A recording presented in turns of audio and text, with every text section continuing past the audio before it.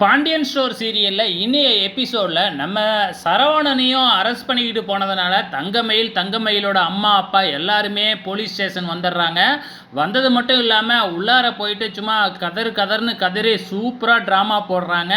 தங்கமயிலோட அப்பா என்னடானா எனக்கு எம்எல்ஏவை தெரியும், எம்பியை தெரியும் அப்படின்னு வாய்க்கு வந்த மாதிரிலாம் சும்மா பொய்யை அள்ளி விட்டுக்கிட்டு இருக்கிறாரு. இதை பார்க்குற நம்ம இன்ஸ்பெக்டருக்கே கோவம் வந்து முதல்ல எல்லாம் வெளியே போங்க அப்படின்னு துரத்தி விட்டுறாரு.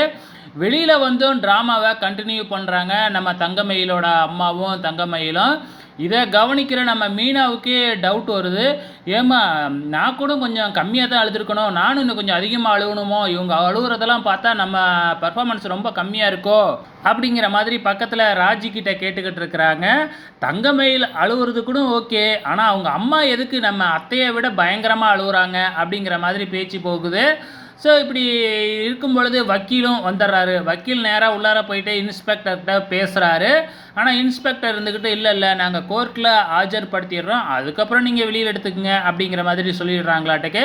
இப்போ இதுக்கு ஒரே ஒரு வழி தான் இருக்குது.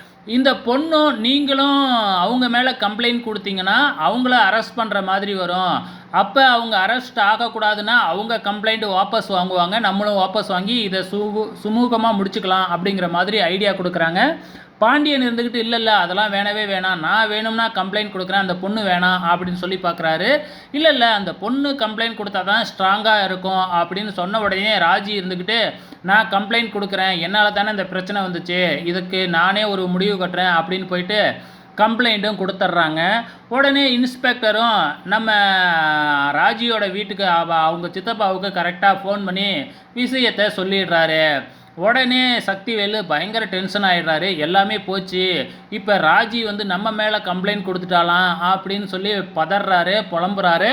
வேறு வழியே இல்லை, இப்போ கேஸை வாபஸ் வாங்கியே ஆகணும். ஏன்னா இப்போ கேஸ் கொடுத்துருக்கிறது ஒரு பொண்ணு அப்படிங்கிறதுனால பொண்ணோட பேச்சு தான் எடுபடும், அவங்க ஈஸியாக வெளியில் வந்துடுவாங்க, கடைசியில் நம்ம பையன்தான் ஜெயிலில் இருக்கணும் அப்படின்னு சொல்லி நேராக போயிட்டு கேஸை வாபஸ் வாங்க போலீஸ் ஸ்டேஷனே போயிடுறாங்க.